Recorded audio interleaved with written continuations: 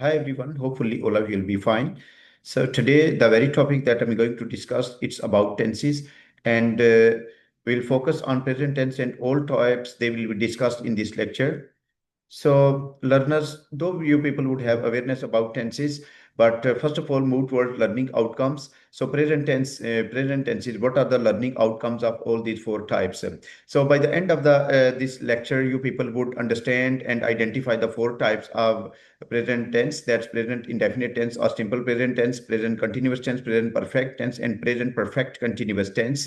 And you people would distinguish when to use each tense based on time reference and context. And further, you people would use affirmative, negative, and interactive sentences, like the basic three types of sentences, like when you go for communication. And you people would use like present tense accurately in both spoken and in communication as well, like in written and in speaking.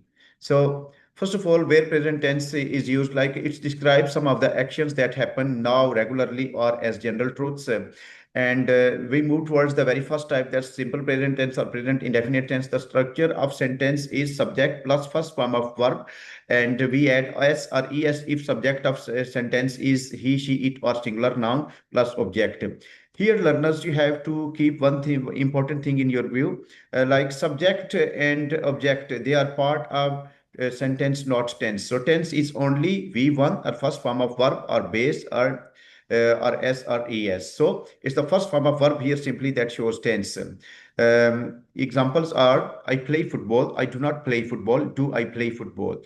And if here subject is singular, like he, she, it, or singular noun, so we'll use he plays football, he does not play football, does he play football. So we proceed towards what are the usage and further examples of present indefinite or simple present tense.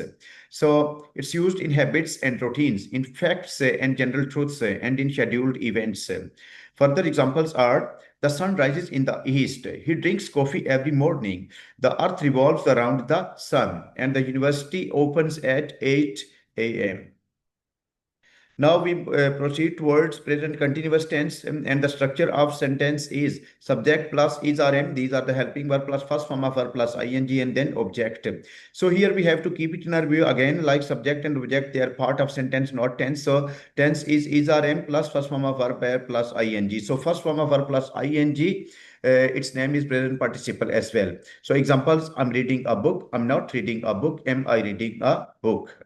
So here, one thing you have to keep it in your view, like if subject is I, it would use helping verb am. If subjects are he, she, it, and singular noun, they would use is. And if subjects are we, you, they, and plural noun, so they would they would use helping verb are. Now, present continuous tense, where it's used in actions that happen now and in temporary situation and in near future plans. And its examples are, she's studying for her exams. We are meeting John tomorrow. And I'm delivering lecture now. Mother is sleeping.